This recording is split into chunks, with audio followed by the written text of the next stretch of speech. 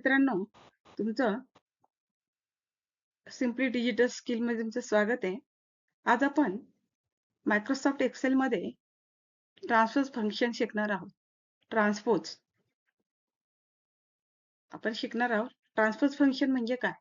की तुमचा डेटा हा कॉलमचा डेटा रो मध्ये कन्व्हर्ट करणे किंवा रोचा डेटा कॉलम मध्ये घेणे. त्यासाठी दोन प्रकारे आपण ट्रान्सपोज फंक्शन यूज करू शकतो. तर त्या दोन मेथड्स आता आपण बघणार आहोत. तर त्या कशा बघायच्या ते मी तुम्हाला आता सांगणार आहे. त्यासाठी आपल्याला काय करायचं या ठिकाणी डेटा पहिले सिलेक्ट करायचा आहे. डेटा सिलेक्ट करायचा म्हणजे काय, की मला जो डेटा घ्यायचा आहे त्याला पहिले सिलेक्ट करायचा आणि त्याला काय कमांड द्यायची या ठिकाणी कॉपी. कॉपी केल्यानंतर डेटा तुम्हाला कुठे हवा आहे तिथे क्लिक करायचं आणि डेटा काय करायचा मग पेस्ट करायचा. तर पेस्टमध्ये जाऊन पेस्ट स्पेशल आणि ट्रान्सपोज आणि ओके.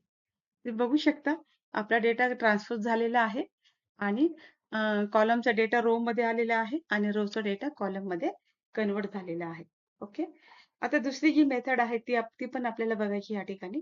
ती कशी बघायची ते पण आपण बघूया. त्यासाठी डेटा अगोदर पहिले एरिया आपल्याला सिलेक्ट करावा लागतो. मग मी काय केलंय सुरुवातीला एरिया सिलेक्ट केला हा. त्याच्यानंतर आपल्याला ट्रान्सपोज फंक्शन वापरायचं equal to sine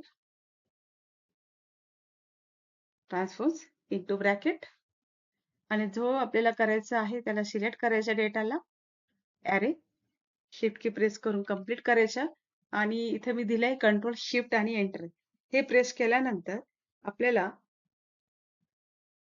theta transfer झालेला दिसेल. हे बघा. आता हे जे फॉर्मॅटिंग आहे हे आम्हाला ह्याला अप्लाय करायचंय.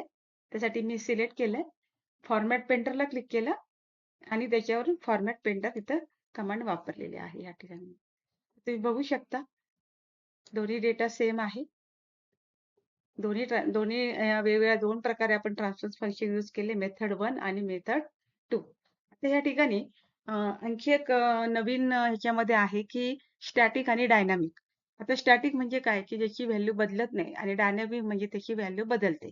आता पहिली जी आपण मेथड वापरली इथे कॉपी पेस्ट स्पेशल ट्रान्सफर मधून आता सपोज मी इथे जो ओरिजिनल डेटामध्ये जर मी बदल केला इथे 200 आहे तर तिथे मी 300 दाखवलं युनिट सेल आणि एंटर केला तर ह्या पहिल्या टेबलमध्ये तो बदल झालेला नाहीये स्टॅटिक आणि हा जो दुसरा टेबल आहे या ठिकाणी बदल झालेला दिसेल तुम्हाला. हे बघा इथे काय आलेलं आहे 300 इथे पण 300 आहे आणि दुसरा जो टेबल आहे इथे 200 आहे ओरिजिनल. अशा प्रकारे पूर्ण डेटा पहिला जो डेटा आहे पहिला जो आपण काढलेला आहे त्याच्यात बदल झालेले नाही दुसऱ्या ह्याच्यात झालेला आहे. असे दोन मेथडने आपण ट्रान्सफर फंक्शन आता वापरून बघितलं. ह्यामधली तुम्हाला कोणती मेथड आवडली आणि तुम्ही करून बघितली ती मला कमेंट मध्ये सांगा. Thank you so much.